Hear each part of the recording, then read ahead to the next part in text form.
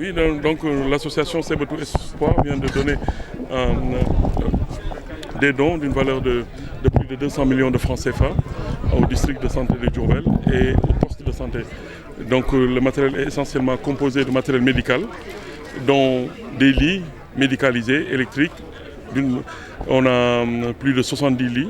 Nous avons aussi une trentaine de fauteuils roulants et beaucoup d'autres matériel médical qui va arriver aussi cet après-midi vers 16h.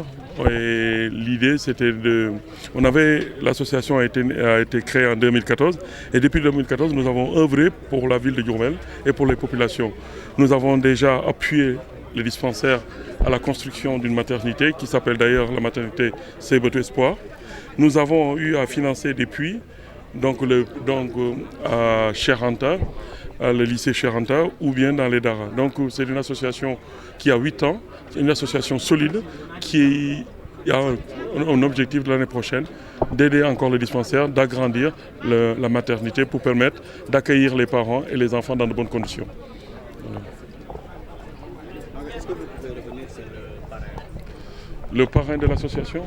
Oui, pour cette année, l'association, malgré nos activités, nous avons le monsieur Walisek qui va, cette année, nous a promis de nous offrir un concert au stade de Diourbel pour permettre à l'association de lever des fonds pour pouvoir faire des actions auprès des populations. En 1914, en France, à Bourges, et le parrain ou le fondateur de l'association, c'est Seybatu. C'était un jeune Sénégalais qui est d'ailleurs mon petit frère, qui était malade du cancer et qui avait un cancer généralisé. Et quand il a su qu'il lui restait plus beaucoup de temps à vivre, il a pris une initiative, c'est de monter une fondation, une association à son nom. Et il avait un but, c'est de permettre à ses petits frères et aux jeunes Sénégalais de profiter de son association pour pouvoir se soigner ou avoir au moins améliorer les conditions de vie. Donc depuis lors, l'association travaille notamment en France et à Diourbel. Aujourd'hui, même si je n'ai pas de leçon de morale à donner, mais ce que je peux dire, que je pense que Seybatu nous a ouvert la voie. Il nous a montré que, vous savez, la grandeur d'un homme n'est pas l'argent qui va rester dans son compte bancaire quand il va partir. La grandeur d'un homme, c'est ce qu'il va laisser aux gens quand il part. Aujourd'hui, Seybatu, grâce à lui, aujourd'hui, on a des villages qui ont de l'eau potable. On a des enfants, une école de 1200 élèves. Aujourd'hui, sont alimentés d'eau potable grâce à l'association Seybatu.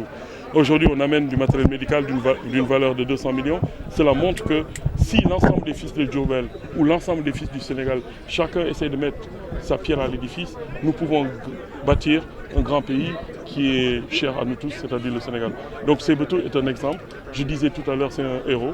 Et j'espère que nous allons continuer et d'autres fils de Diourbel vont s'inspirer de Seybatu pour aussi monter des fondations et ensemble nous allons créer une synergie, travailler au nom de nos populations et aussi aider les populations. Le matériel, donc nous avons 70 lits médicalisés, nous avons 40 000 masques en tissu lavables, ce sont des masques qui vont permettre